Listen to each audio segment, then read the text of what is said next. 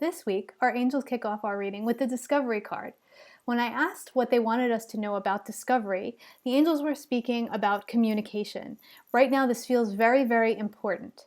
In the old paradigm, light workers and people who received communication would not necessarily want to interpret it themselves or wouldn't feel equipped to interpret it themselves and would take it to a spiritual advisor or somebody who they perceived had more experience with this kind of thing than they did. And very often what happens then is that the message that that person feeds back to you doesn't feel as resonant as the message that you thought you got in the first place. It's time to step much more into our self-mastery, which means that what we need to do first is really sit with that message and feel into it. What does it feel is the message here for us? And granted, sometimes we will need to go to somebody else to sort of hash it out or for guidance or some sort of advisement, there's nothing wrong with that.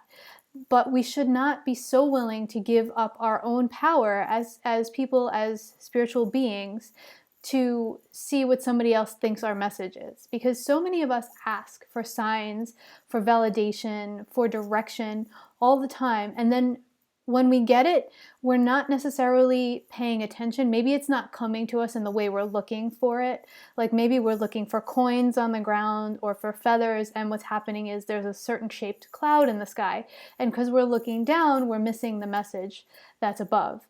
Or we've asked for a message in a very specific way. Like when I turn on the radio, let the song come. And sometimes that is what happens, and the perfect song comes on and you know what your message is. But other times, there may be a car that passes in front of you while you're driving with the message on the license plate.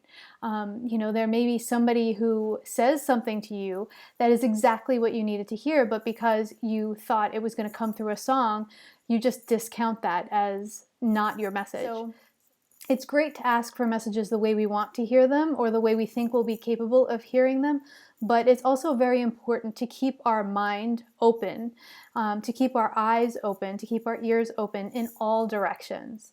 And then to sit with that message and to feel what it means to us, to just sort of feel, there's always the message itself and then the frequency behind the message, and to sit with that for a little while before we go and share it with somebody else and get their input.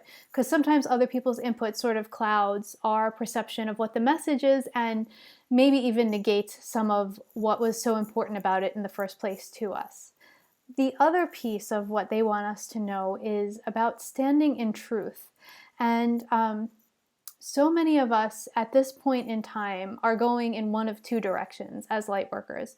The first direction is we're kind of shutting down to our truth.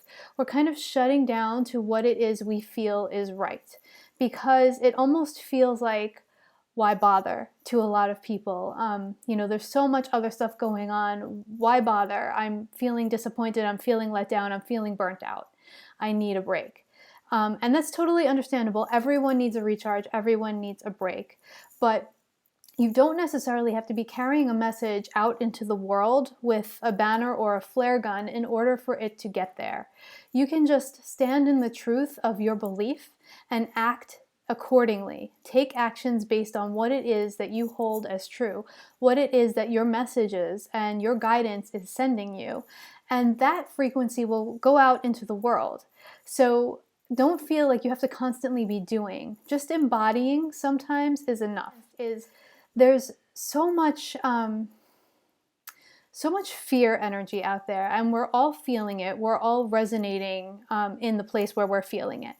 And a lot of us are called to sort of stand up and take action in the other direction, which is great because that's really what we're here to do. But remember, standing and embodying the opposite is an action.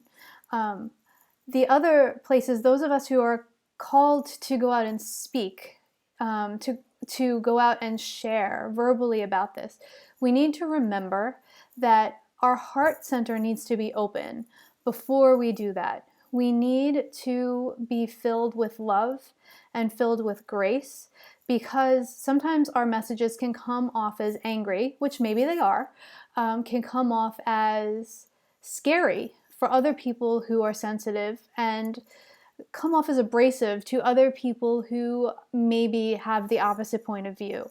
So what we want to make sure that we're doing is embodying that and presenting the message in a way that it can be heard, because we've all had the experience of having some sort of idea, some sort of philosophy thrown at us that is just being spoken in anger, or someone saying something to us in complete anger, in complete despair, in complete whatever, and it feels like an attack to our system. So what we do right away is we shut down our energy, and none of that is getting in.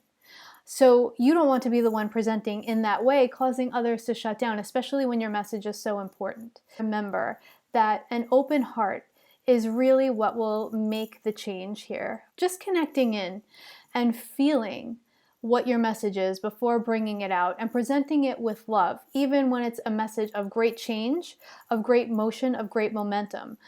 Presenting that message with hope and love is going to be better received on the other end.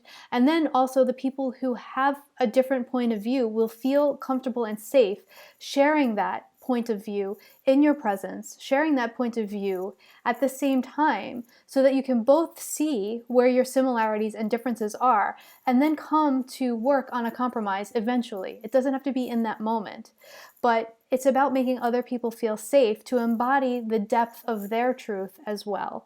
And for so many of us right now, that's a really hard lesson, and it's a really hard thing for us to do.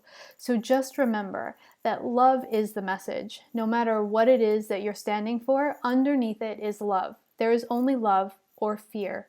So when we're acting in an angry way, when we're acting out of fear, that's against love, and that's against whatever it is we stand for, no matter what particular aspect of the big pie is your passion project. So that feels complete for this week. Thank you so much for listening. And if you would like more information on the transformational work that we could do together, you can check out my website, healthyvibrantyou.com. My name is Theresa. There is a link below where you can click to schedule your own private angel reading with me over the phone, where the angels will give you your personal messages. Nothing is off topic, nothing is too great or too small to discuss with your angels. They will bring you peace, they will bring you love, and they will bring you infinite amounts of hope. So just remember that you are divinely loved, divinely guided, and completely irreplaceable on this planet. Thank you so much for being here at this time, and thank you for watching. Bye.